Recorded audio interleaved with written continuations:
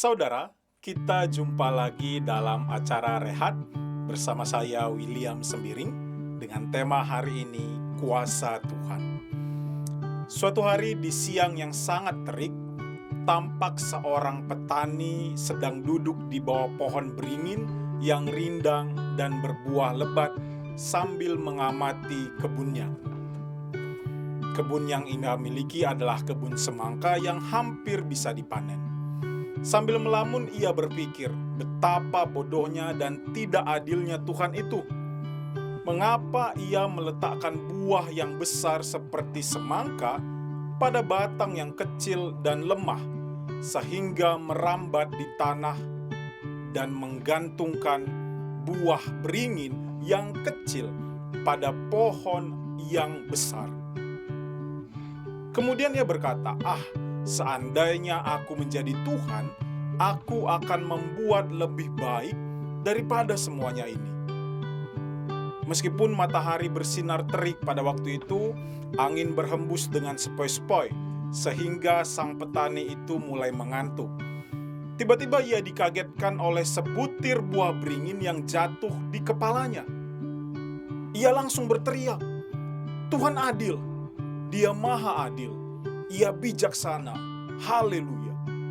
Ia pulang ke rumah sambil berkata dalam hatinya, "Coba bayangkan, jika yang jatuh menimpa kepalaku tadi adalah buah semangka. Jadi apa kepalaku ini?" Kata petani itu dengan nada menyesal karena sudah menyalahkan Tuhan karena buah tadi. Saudara yang terkasih, sebagai manusia memang seringkali kita berpikir bahwa keadaan hidup kita saat ini tidak lebih baik daripada orang lain. Kita terjebak dalam pemikiran bahwa kenapa orang lain hidupnya lebih baik dari saya dan hidup saya begini-begini saja. Atau malah seperti petani di atas tadi, kita kemudian menyalahkan Tuhan dan berkata Tuhan tidak adil.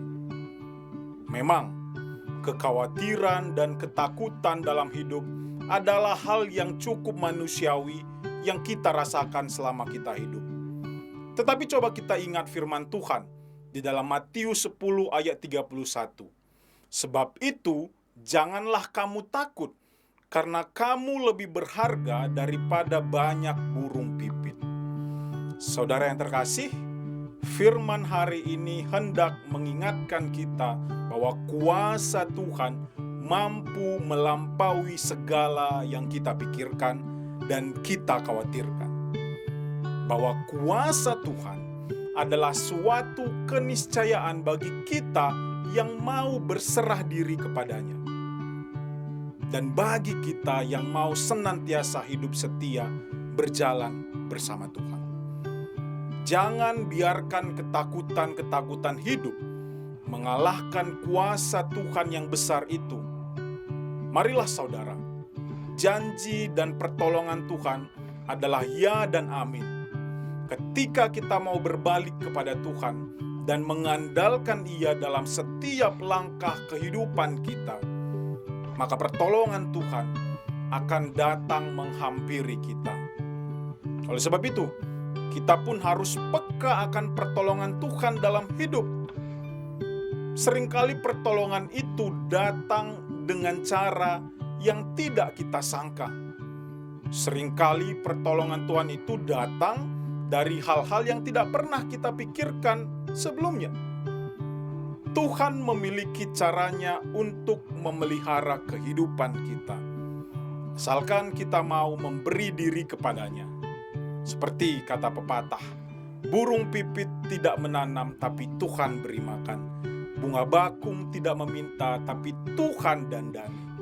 Terlebih aku, anak-anaknya pasti Tuhan pelihara.